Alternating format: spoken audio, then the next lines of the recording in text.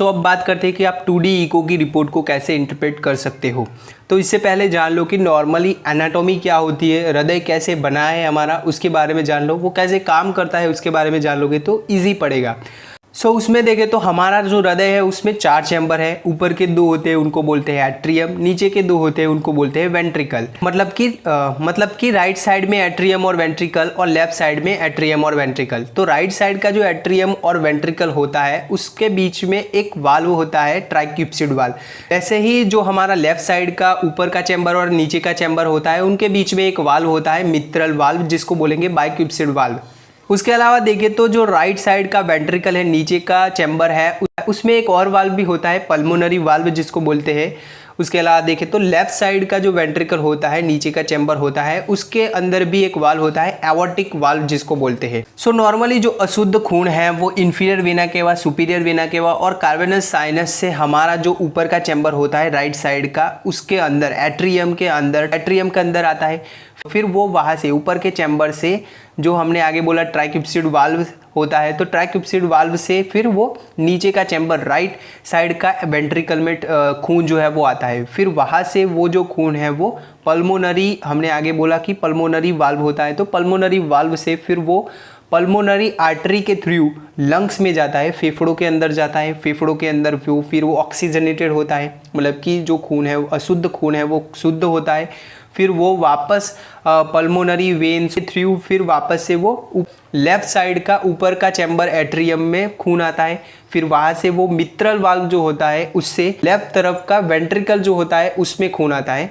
फिर वहाँ से वो जो खून है वो एओर्टिक वाल्व जो होता है, वहाँ से एओर्टा, सबसे बड़ी धमनी हमारे शरीर की, उससे फिर शरीर में अलग अलग भाग में जाता है, मतलब कि सर्कुलेशन में जाता है। वहाँ से जो ऑक्सीजनेटेड शुद्ध रुधिर है, तो ऐसे हमारा जो हृदय है वो खून को साफ करता है, मतलब कि लंग्स में जाता है खून, फिर वहाँ से ऑक्सीजनेटेड होता है, खून शुद्ध होता है और फिर सर्कुलेशन में ऐसे जाता है। अब बात करते हैं कि आप 2D इको की रिपोर्ट को कैसे इंटरप्रेट करोगे। तो यहाँ पे पहले देखना होता है कि 4 चैम्बर की साइज तो नहीं बढ़ी है, साइज कम तो नहीं हुई है, वो देखना रहता है। उसके अलावा यहाँ पे देखने होते हैं 4 वाल्व, तो जहाँ पे ट्राइक्यूप्सिड वाल्व है, पल्मोनरी वाल्व है, देन मित्रल वाल्व है और एओर्टिक वाल्व। तो उनमें क्या देखना होता है वाल्व के अंदर, तो वाल्व के अंदर प्रोलैप्स तो नहीं होगा, वो ऐसे उल्टे तो नहीं हो गए, वो देखना रहता है। उसके अलावा यहाँ पे देखना होता है इंटर आर्टेरियल सेप्टल, मतलब कि 2 एट्रियम के बीच का जो सेप्टल होता है, 2 आर्टेरियल के बीच का जो पर्दा होता है उसको देखना होता है। 2 वेंट्रिकल नीचे के चैम्बर के बीच का जो पर्दा है उसको देखना रहता है, वो सब देखना रहता है। उसके अलावा देखें तो सिस्टोलिक फंक्शन, डायस्टोलिक फंक्शन, मतलब कि अच्छे से हार्ट संकुचित हो रहा है या फिर नहीं, अच्छे से हार्ट ऐसे विस्तारित हो रहा है या फिर नहीं, वो सभी देखना रहता है। तो आप इमेज में देख सकते हो, यहाँ पे पहला लिखा है normal LV size, normal LV function and LVEF 55 to 60%। LV size मतलब क्या, तो एलवी साइज मतलब कि लेफ्ट वेंट्रिकल, लेफ्ट साइड का नीचे का चैम्बर है उसका साइज दिखाया है। देन यहाँ पे लिखा है नॉर्मल एलवी फंक्शन, मतलब लेफ्ट वेंट्रिकल अच्छे से काम कर रहा है, मतलब कि लेफ्ट वेंट्रिकल का मेजर फंक्शन होता है खून को पंप करना, वो खून को पंप करता है। फिर वो वहाँ से जो खून है वो एओर्टिक वाल्व के थ्रू एओर्टा से शरीर में सर्कुलेशन में जाता है।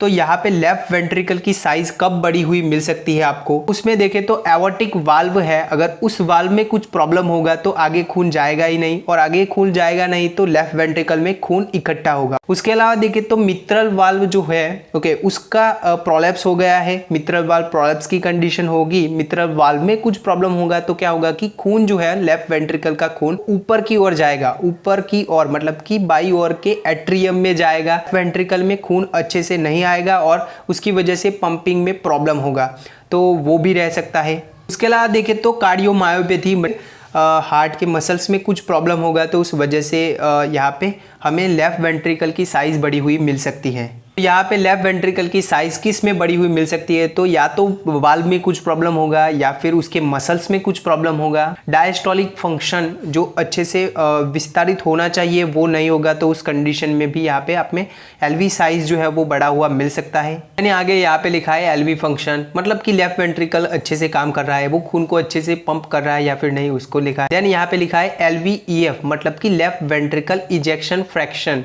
ये क्या होता है, मतलब कि जो लेफ्ट वेंट्रिकल है वो खून को अच्छे से पंप कर रहा है या फिर नहीं, उसके लिए एक एकम आप समझ लो। तो अगर ये 55 से 60% के भीतर होता है तो वो नॉर्मल होता है। अगर वो 30 से कम होता है, अगर 50 से कम हो गया तो वो आप में प्रॉब्लम रह सकती है कि हार्ट आपका जो है वो अच्छे से पंप नहीं कर रहा, वो इंडिकेट करता है। जो लेफ्ट वेंट्रिकल इजेक्शन फ्रैक्शन है वो कम किस में मिल सकता है, तो या तो मसल में कुछ प्रॉब्लम होगा, कार्डियोमायोपैथी होगा, हार्ट अटैक की कंडीशन होगी, तो खून अच्छे से मसल में नहीं पहुंच पाएगा और उसकी वजह से आप में अच्छे से पंप नहीं कर पाएगा। उसके अलावा देखिए तो coronary artery disease, coronary artery में प्लेग की कंडीशन है, उस वजह से वो अच्छे से खून सप्लाई नहीं कर पाएगी हार्ट के मसल को, तो उस वजह से भी यहाँ पे लेफ्ट वेंट्रिकल इजेक्शन फ्रैक्शन कम मिल सकता है। उसके अलावा देखिए तो सिस्टोलिक हार्ट फेलर, हार्ट आपका अच्छे से संकुचित नहीं हो पा रहा, उसकी वजह से वाल्व में कुछ प्रॉब्लम है, तो उस कंडीशन में भी आप में LVEF है वो कम मिल सकता है। उसके अलावा यहाँ पे ज़्यादा किस में मिलेगा, तो ये ज़्यादा मिलेगा हमें हाइपरट्रॉफिक कार्डियोमायोपैथी, मतलब कि जहाँ पे हार्ट की दीवार है वो ऐसे थिक बन जाएगी, उसकी वजह से क्या होगा कि वो जो ल्यूमेन है, वो जो कैविटी है, जगह है, वो कम हो जाएगी और उसकी वजह से भी यहाँ पे ज़्यादा हमें इजेक्शन फ्रैक्शन देखने को मिल सकता है। यहाँ पे तीसरे नंबर पे लिखा है नो LVH, मतलब कि लेफ्ट वेंट्रिकल हाइपरट्रॉफी, तो यहाँ पे नहीं है जो पेशेंट है इसको। उसके अलावा देखिए तो यहाँ पे सेकंड में लिखा है no RWMA at rest. RWMA मतलब क्या, तो RWMA मतलब कि रीजनल वॉल मोशन एबनॉर्मलिटी, मतलब कि जो दीवार है हार्ट की वो अच्छे से मूवमेंट कर रही है या फिर नहीं। तो यहाँ पे आप इतना समझ लो कि RWMA मतलब कि रीजनल वॉल मोशन एबनॉर्मलिटी, मतलब कि आपकी जो हृदय की दीवार है वो अच्छे से मोशन, उसका अच्छे से मूवमेंट हो रहा है या फिर नहीं। उसके अलग अलग प्रकार होते हैं, काइनेटिक, डिसकाइनेटिक, हाइपर काइनेटिक, वो सब यहाँ पे हम डिटेल में डिस्कस नहीं करेंगे। आगे यहाँ पे लिखा है RA-RV normal, normal RV function, मतलब क्या, RA मतलब कि राइट एट्रियम, दाहिनी ओर का जो ऊपर का चैम्बर है वो, और RV मतलब कि राइट वेंट्रिकल, वो नॉर्मल है यहाँ पे इस पेशेंट में। उसके अलावा देखिए तो राइट वेंट्रिकल का जो फंक्शन होता है नॉर्मल है। ओके, अभी राइट वेंट्रिकल का क्या फंक्शन होता है, तो राइट वेंट्रिकल का फंक्शन ये होता है कि वो खून को राइट वेंट्रिकल में जो खून है उसको पल्मोनरी वाल्व से फिर वो फेफड़ों में भेजता है खून को साफ करने के लिए। तो अगर यहाँ पे राइट वेंट्रिकल में कुछ प्रॉब्लम होगा तो वो अच्छे से खून जो है वो लंग्स में नहीं जा पाएगा। तो यहाँ पे जो राइट वेंट्रिकल होता है उसमें कुछ प्रॉब्लम कब होगी, तो अगर देखो ट्राइक्युस्पिड वाल्व, ऊपर के वाल्व में कुछ प्रॉब्लम होगा तो उस कंडीशन में देखने को मिलेगा, या फिर पल्मोनरी वाल्व में कुछ प्रॉब्लम होगा तो उस वजह से हो सकता है, या फिर पल्मोनरी आर्टरी हाइपरटेंशन, वो हम आगे डिस्कस करेंगे, तो उसमें वो होता है, तो उसकी वजह से भी यहाँ पे हार्ट में जो राइट साइड का वेंट्रिकल है उसमें प्रॉब्लम रहेगा। राइट वेंट्रिकल हाइपरट्रॉफी की कंडीशन होगी, अगर उसकी दीवार है उसमें ऐसे बड़ी बन गई है तो उस वजह से भी वो अच्छे से खून जो है वो पंप नहीं कर पाएगा, तो उसकी वजह से भी राइट वेंट्रिकल में प्रॉब्लम रह सकती है। इन शॉर्ट, राइट वेंट्रिकल में कुछ प्रॉब्लम होगा तो जो खून है वो लंग्स में, फेफड़ों में शुद्ध होने के लिए जाएगा, वो नहीं जा पाएगा और उसकी साइज बढ़ेगी, राइट वेंट्रिकल की साइज बढ़ी हुई मिल सकती है। ये हो गया 4 चैम्बर के बारे में। अब बात करेंगे उनके वाल्व में कुछ प्रॉब्लम होगा तो क्या हो सकता है।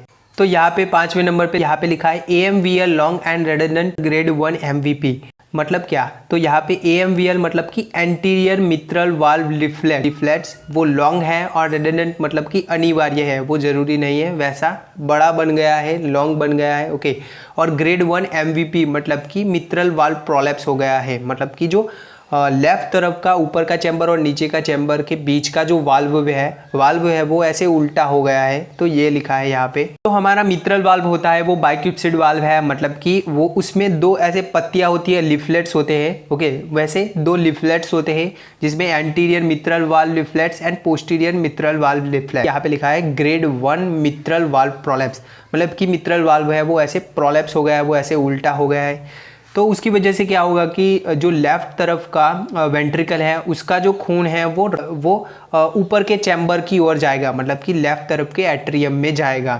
तो ये रह सकता है यहाँ पे, जिसको बोलेंगे मिट्रल वाल्व रीगर्गिटेशंस। देन आगे यहाँ पे लिखा है all other valve are structurally normal, मतलब कि कौन कौन से वाल्व रह सकते हैं, और दूसरे कौन कौन से वाल्व रह सकते हैं, तो उसमें एओर्टिक वाल्व रह सकता है। इसमें एओर्टिक वाल्व में क्या क्या प्रॉब्लम रह सकती है, तो एओर्टिक स्टेनोसिस रह सकता है। एओर्टिक जो वाल्व है उसमें कैल्सीफाइड हो सकता है, उसमें कैल्शियम डिपोजिट हो सकता है, तो उसकी वजह से एओर्टिक स्टेनोसिस या फिर एओर्टिक रीगर्गिटेशंस रह सकता है, जो खून है वो आगे एवोर्टा में नहीं जा पाएगा। और लेफ्ट तरफ का जो वेंट्रिकल है उसमें ही रहेगा। उसके अलावा ट्राइक्यूप्सिड वाल्व होता है, जिसमें हमने बोला कि जो राइट तरफ का ऊपर का चैम्बर और नीचे का चैम्बर होता है उसके बीच में होता है। ओके, तो उसमें कुछ प्रॉब्लम है, वो ऐसे प्रोलैप्स हो जाता है तो ट्राइक्यूप्सिड रीगर्गिटेशन देखने को मिल सकता है। मतलब कि जो खून है राइट तरफ के जो नीचे का चैम्बर है वो खून ऊपर की ओर जाएगा, राइट तरफ के ऊपर के चैम्बर में, राइट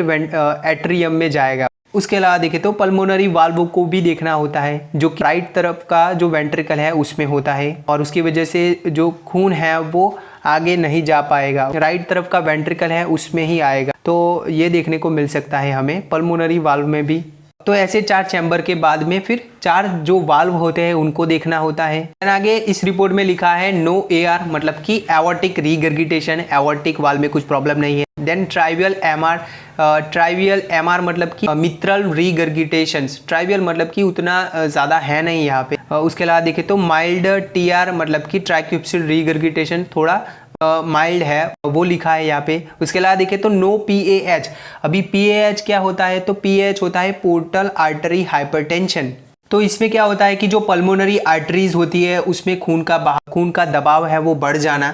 तो ये क्यों देखने को मिल सकता है, तो ये अगर आप देखो लंग्स में, फेफड़ों में कुछ प्रॉब्लम होगी तो उस वजह से देखने को मिलेगा, जैसे कि सीओपीडी की कंडीशन होगी, क्रोनिक ऑब्स्ट्रक्टिव पल्मोनरी डिसीज की कंडीशन होगी, या फिर पल्मोनरी फाइब्रोसिस। पल्मोनरी फाइब्रोसिस मतलब फेफड़ों में ऐसे फाइब्रोसिस हो गया होगा, फाइब्रस टिश्यू जम गई होगी तो उस वजह से देखने को मिल सकता है। उसके अलावा देखें तो हार्ट में प्रॉब्लम होएगी तो उस वजह से भी पोर्टल आर्टरी हाइपरटेंशन देखने को मिल सकता है। जैसे कि राइट साइड का हार्ट में कुछ प्रॉब्लम है, जैसे कि राइट वेंट्रिकुलर फेलर की कंडीशन होगी तो उस वजह से, राइट वेंट्रिकुलर हाइपरट्रॉफी की कंडीशन होगी तो उस वजह से देखने को मिल सकता है। उसके अलावा देखें तो यहाँ पे लेफ्ट तरफ का जो हार्ट है उसमें कुछ प्रॉब्लम होएगा। उसके अलावा देखें तो कुछ और कंडीशनें रहती है, जैसे कि लंबे समय से अगर खून का गत्था है, खून जम गया है लंग्स के अंदर, जिसको बोलेंगे पल्मोनरी एम्बोलिज्म की कंडीशन है, या फिर किडनी डिसीज की कंडीशन होगी, या फिर पॉलीसाइथेमिया वेरा जहाँ पे खून की जो रक्त कणिका है ज़्यादा बढ़ जाती है तो उस कंडीशन में, या फिर ट्यूमर की कंडीशन होगी और वो जो ट्यूमर है वो पल्मोनरी आर्टरी के ऊपर प्रेशर डालेंगे तो उस कंडीशन की वजह से यहाँ पे पल्मोनरी आर्टरी हाइपरटेंशन देखने को मिल सकता है। उसके अलावा देखें तो पीएएच के अलावा यहाँ पे लिखा हुआ मिल सकता है ऐसा आपको पल्मोनरी आर्टरी हाइपरटेंशन, यहाँ पे इस रिपोर्ट में देख सकते हो माइल्ड पल्मोनरी आर्टरी हाइपरटेंशन लिखा है तो ये देखने को मिल सकता है। देन आगे यहाँ पे लिखा है IVS and IAS are intact. मतलब क्या, आईवीएस मतलब कि इंटर वेंट्रिकल सेप्टम और आईएएस मतलब कि इंटर आर्टेरियल सेप्टल, मतलब कि जो ऊपर के 2 चैम्बर है उसके बीच का जो सेप्टम है मतलब पर्दा है वो नॉर्मल है। देन नीचे के 2 चैम्बर है उसके बीच का जो पर्दा है वो नॉर्मल है। इंटेक लिखा है तो नॉर्मल है। ओके, यहाँ पे कंजेनाइटली क्या रहता है कि जो इन दोनों पर्दों के बीच में होल बन जाता है तो उन दोनों के बीच में होल देखने को मिल सकता है। देन आगे यहाँ पे लिखा है no evidence of PE. P मतलब कि पल्मोनरी एम्बोलिज्म, मतलब कि कोई खून का गत्था जो फेफड़ों में नहीं है वो लिखा है। देन वेजिटेशंस, वेजिटेशंस मतलब कि ग्रोथ, ओके, एबनॉर्मल ग्रोथ जिसको बोलेंगे वेजिटेशंस, और वो देखने को मिलता है हमें एंडोकार्डियाइटिस की कंडीशन में।